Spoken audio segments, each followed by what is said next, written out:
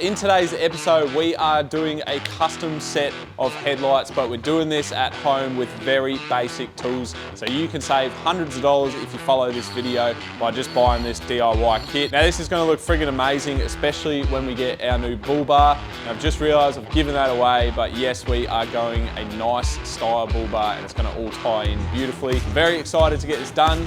Let's unbox it, get the headlights out, and have a look at this kit.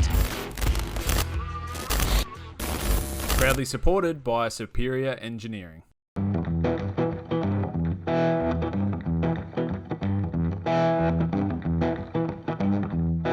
There's plenty of different options available at Tech for Tours, including full replacement lights, but we have gone with a DIY kit just to save a little bit of coin and to make this video. Firstly, we removed the front grille and headlights. There's a few bolts and clips that you have to take out, and definitely make sure you guys are using parts containers just to keep things organized.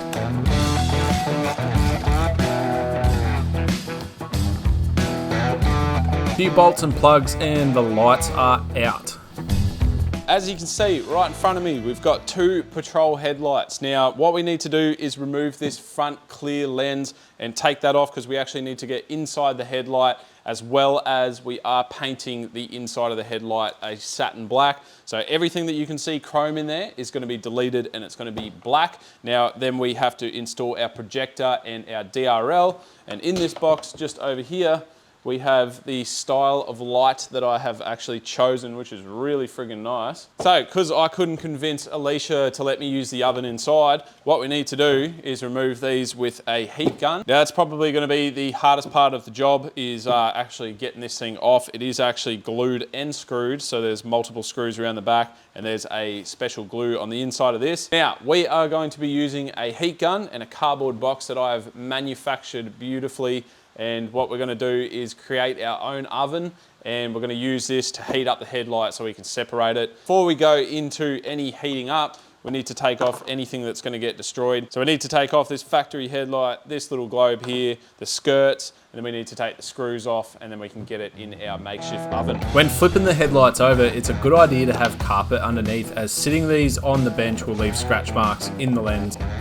Make sure you take out all the screws and clips in the back, otherwise when you pry, you'll probably break the light.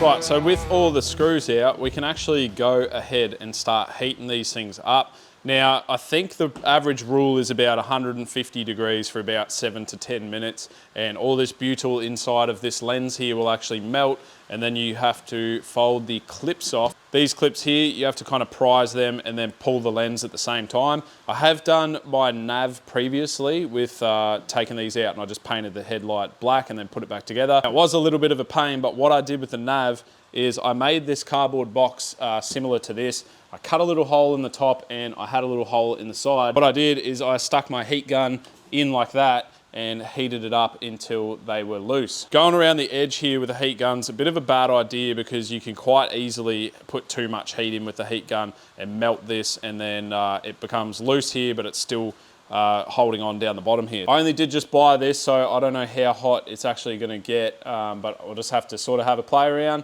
We'll stick it in and we'll see how hot it gets and see how long it has to hold it for. One thing you gotta be sort of careful with though is if you put too much heat in, this cardboard box is obviously flammable and it'll go up in smoke and you'll melt your headlight to the ground. So we don't wanna do that. We wanna get just the right amount of heat in before the cardboard explodes into infinity. This method actually worked really well. I had it in the Bogan oven for about 7 minutes. Just be careful not to burn your lights or your pinky finger, as it does get quite hot.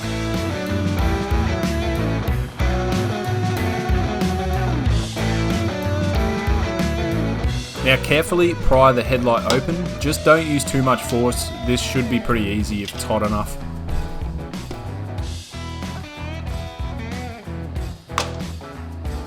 Right, here's one done. I had that for probably about, I don't know, 5 minutes in there, and what I ended up actually doing is just moving it up and down and putting it on high just so it didn't cook one spot, but that worked really well. You actually don't really need as much heat as you would sort of think. If you can put your hand on it and it feels hot, it's hot enough to actually pull the lens off. So the most important part is making sure that these tabs here, you get a screwdriver in, kind of prise them back just a little bit, and then you can actually remove the lens. So we've obviously still got to do this one, so I'll chuck that in our cardboard oven now.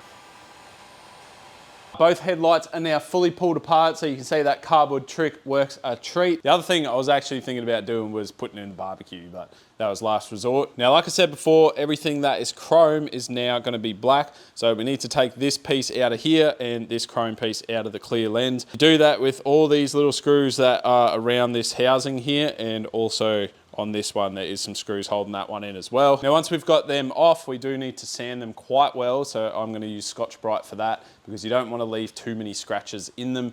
So Scotch-Brite, and then we also have a plastic primer here. So we'll prime them with that. And then we've got some high temperature semi-gloss black from Doopy Color. So I'll quickly rip into them, get them off. I'll get a piece of cardboard out and we can start painting. Once all the screws are out, you can remove the chrome pieces, but just be careful because they can be brittle and can break pretty easy.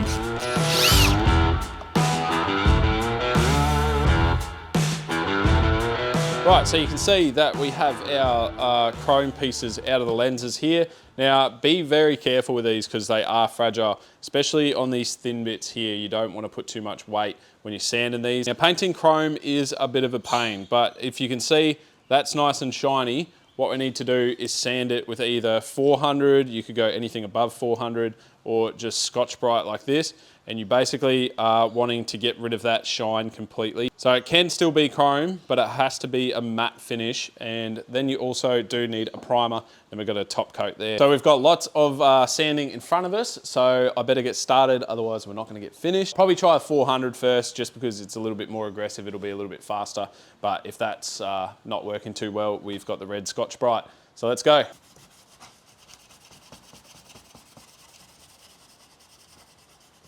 I want to show you guys what we're trying to achieve here. This is one I've sanded, and that is one that hasn't been sanded yet. So you can see we've knocked it down to a matte finish, where this one is basically a mirror finish. And on this style one, you can see I've gone down to the plastic in bits, but you know, that's pretty well done. You can see that's shiny. So that's what we're trying to achieve, guys. All right, everything is now sanded up. You can see she's pretty well matte on everywhere we look. Now, it does take some time, but you do want to be quite particular with this because it's all in the prep work with painting. So make sure you do a bloody good job, all right? Now, it is actually time to use some wax and grease remover. I only got a little bit left, but we're gonna just wipe everything down. Once it's wiped, don't touch it again with your greasy fingers because you will leave fingerprints in it. Once that is wiped down, we're gonna use a plastic primer, give it a light spray, very light on the first one, then the second one we can go a little bit heavier, and yeah, then we can move on to the black once that's touch dry. Give everything a wipe, we'll get it in primer, and then hopefully we'll get it in black. When spray painting, try to do lots of light coats instead of a few heavy coats. This way you will get a nice smooth finish without runs. Make sure you flip it around, get every side of the plastics. You don't want to see any chrome left on these.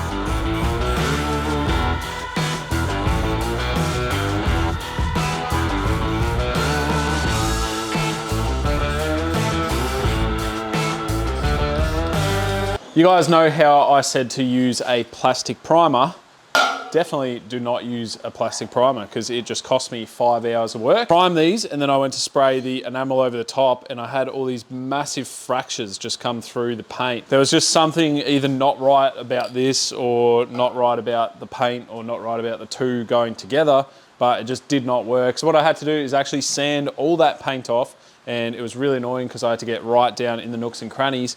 I then just did not even put a primer on. I just sprayed it with this top coat here, and it actually worked really well. So if you're doing this at home, you kind of don't need primer. I mean, I'm not a paint expert. You should probably talk to one if you're gonna do this. I didn't, unfortunately, and it's cost me a lot of time. But as you can see, these look quite good now, except for down in there, but we won't talk about that. They're definitely not up to the standard that I would like, but they're friggin' close. These things here, painted up perfectly. It was just these that I was having dramas with. So they are basically done. Now I do have to let them dry. So what I'm gonna do is move on to the wiring. Now the wiring process is, yeah, look, there's a lot going on. So I don't really know what it is. It's looking a little bit difficult, but I'm sure once we figure it out, it'll be all right. As you can see, we've got a few bags here. We've got this harness, we've got these things, and we've got these things. Don't ask me what any of this is. I just know that it does control the lights, and we've got like little scan tags there to run our app on our phone. But luckily it is all in the instructions, so I'm gonna have a flick through that. We may as well start wiring this all up while the paint's drying, and that way when it's all dry we can just whack the lights together. So I'll figure out all this wiring, I'll read the instructions, and I'll get back to you guys on how I'm gonna do it. Actually, before we move on, I wanna quickly show you guys something that happened throughout the week. Now, we actually had the car paint corrected and ceramic coated by Unreal Auto Detailing. Now, he's a young whippersnapper starting out in business, so I'm gonna leave his link down in the description because he has done an absolutely amazing job, and he is actually going to run a special. So if you just mention Roam Life, he'll look after you a lot. Now, this thing was actually littered with a few scratches here and there, and the ceramic coat took them out, and it actually comes with a 4-year warranty as well. So I'm bloody stoked with it. He's done an amazing job, so I thought I'd give him a big shout out. And the other thing that has happened in the background is Corey and his team at Fat Grips have sent me out some Paracord handles, and they're friggin' sick too. Small businesses that are just starting out, so I'll leave their link in the description if you guys want either Paracords or you get your car ceramic coated. Definitely check them out because they're both legends. There was a bunch of old wiring left in this car from the previous owner, so I wanted to remove it before we add more in. But the first step to doing any wiring, disconnect the earth from the battery.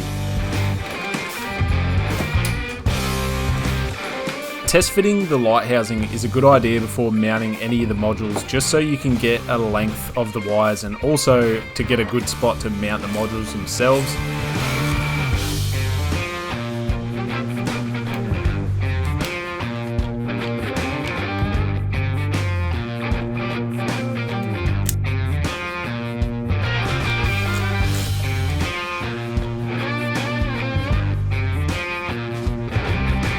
Now everything is wired up and protected in a conduit. That's just so it doesn't rub on any part of the car and do the sparky boom boom.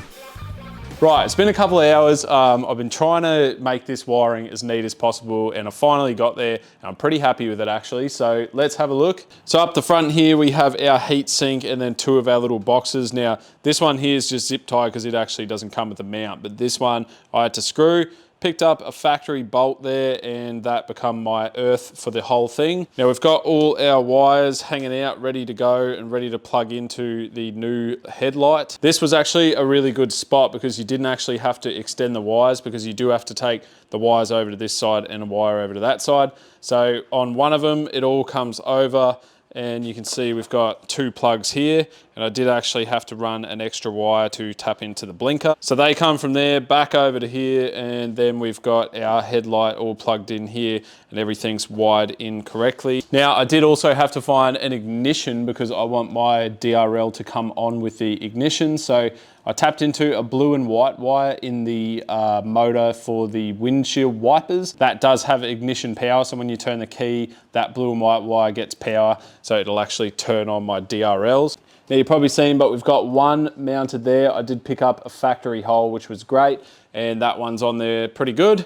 And behind this wall here, we actually have the other one. It's going to be a little bit hard to see. I'm very happy with how everything looks. There is definitely a lot of things that you need to mount and that you need to wire. So to have it all tucked behind the grill here, it's going to be perfect because then you don't see it and it doesn't look like a crazy mess. Now that these are dry, I can actually fit them back in the plastic housings as well as fit these back into the other side of the housing. These are actually the adjustable part of your light. Now once they're in, we do need to do all our DRL stuff, get everything fitted into that, and then we can actually mount the lights back together with a bit of heat. Now reassemble these lights carefully. I only have one rule here.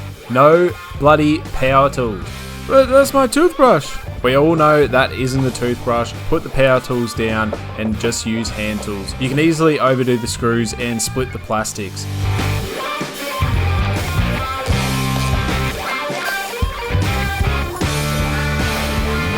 Once you got the projector in, straighten it all up and then tighten the lock ring. Wriggling it a bit while tightening definitely helps. Install your new globe, spring and lock nut, and then blow everything out. All right, guys, we are just about finished, but we still need to put the the lens on top. But what I wanted to do is just sit it in the car, make sure that this is actually in the right orientation, because you can actually just move that 360 degrees around. So it is in a perfect position as far as I can see on both. Eyeball is just as good as anything, so looking friggin' mint though. Now, a good idea is to test your lights before you put them in, so I have done that, but I want to do a bit of a reveal at the end of this video, so I'm not going to show you guys that. It is actually 10:46 on a Saturday night. What are you doing up? You should be in bed too, buddy. And it keeps raining, so it's hard to film, but I'm actually having a blast. We're going to get these done, get them in our oven, get them going, get it looking good. Butyl is a factory finished sealant that melts when it's heated. Pull it thin, push it into the grooves around the light. This isn't always necessary, but it's really good insurance. Chuck her back in the Bogan oven for 7 minutes to achieve the perfect toastiness for reassembly. Let's chuck the screws in and get this light back together. This is probably a good chance to let you guys know that I have a discount code for Tech for Tours, so if you are chasing some of these lights, chuck this in at the checkout and you'll get a little discount at the end. Midnight, I'm going crazy, but we just finished the lights. Now, I put some silicone around the back because I don't want even any condensation getting in these things. I see it a lot with custom lights. They sort of fog up in the morning and they just look crap. So I had to put a hole in this boot to pull the wires through, and I figured just a little bit of silicone around the bum of that won't hurt at all. So now it's time to put the lights into the Patrol, and this is the most exciting part. So I'm gonna whack them in now and hopefully everything works. All right, it is now the next day. It was getting bloody late last night. We actually worked till 1 AM, which I haven't done in friggin' ages actually. These things look friggin' unreal. Now, some things I quickly did off camera is I actually added some silicone into the control boxes that we mounted behind the grill. That's just because I mounted them behind the grill, and when I'm driving into heavy rain, I don't want to know that any water is going to get into those boxes. Now, because these lights are RGB lights, we actually can select the whole rainbow of colors on them, which we're probably not going to do. We're just going to leave them on basic colors. So what I'm going to do now is turn the car to on, and our DRLs are actually set to white. So once we turn the key on right there, we should have a white light on the lens here. So with the roller door down, you can see that white light looks really, really nice. It's like a daytime running LED light on the Patrol. Now, in terms of light output, these outperform the old lights tenfold as well. And I actually had LED globes in the old one as well, and these absolutely shit all over it. So the next function we have is the Demon Eye, which is actually the color of the inside. So what we have to do with that is turn our parkers on, and we come over and we've actually set that to red. So we've got a bit of a Demon Eye. Once again, we can change that to any color, which I'll show you guys in a second. Now, I suppose one of the good things about these lights is if you go to a bushdoof, you're probably gonna be the coolest bloke there, because you can just set them on party mode. They'll flicker, they'll do whatever you want to do. They'll probably dance to the music if you wanted them to. But we don't go to bushdoofs anyway, so we'll probably be leaving these on like a nice white, just so they're like a modern DRL. Maybe a photo here and there, we'll swap it out to a red. We may as well shut this bonnet because we're done with that. You can have sort of a final look. Does actually look really cool. There you go, there's the other side. So we are all done. I'll probably just be driving around like that with them on white. I think the white looks actually probably the best anyway. Just makes it look really modern. Now, it's pretty crazy what these actually do to the look of your car. They basically transform the whole front end. They bring it up to a really modern standard, and they look really, really nice. I do want to see a lot more of them, guys, so get out there and get them done. But I'm gonna wrap the video up here. So thanks heaps for watching. If you're not subscribed, please consider subscribing. There's plenty more content on the way. But for now, catch you later. See you on the next episode. Hope you're gonna be there, because I'll be there. And yeah, see you then.